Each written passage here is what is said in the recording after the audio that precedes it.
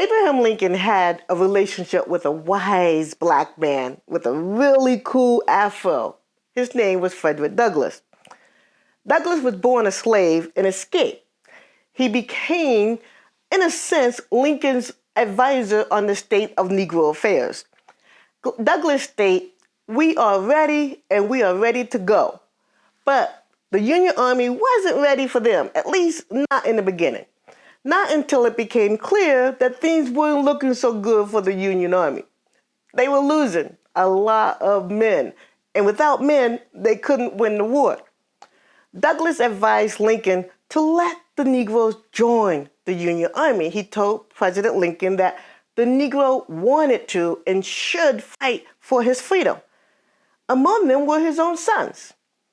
Douglass essentially told Abraham Lincoln, "Look, you're going to lose without us. And if you lose, my people stay slaves.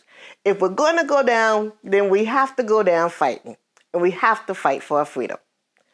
That's not his exact quote, but Douglass believed that as soldiers, the Negro could gain self-respect, self-defense skills, and undeniably justify their right to citizenship.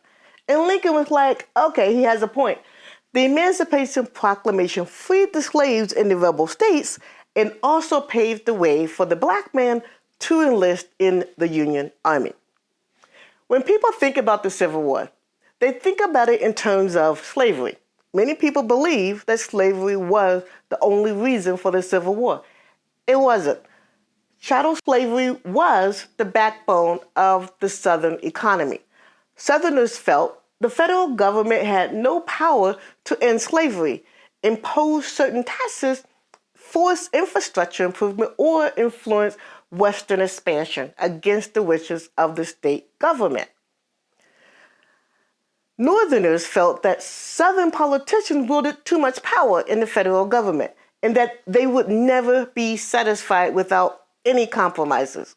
All of these conflicts were unresolved differences, and this is what led to the American Civil War. The battle waged on for 4 years, with the bloodiest battle taking place at the Battle of Gettysburg. There were more than 50,000 casualties from this single battle. The Battle of Gettysburg is an important part of our American story because Confederate General Robert E. Lee had planned to invade the North and force an immediate end to the war. That plan failed. Washington, D.C. came close to being conquered by the Confederacy in 1864.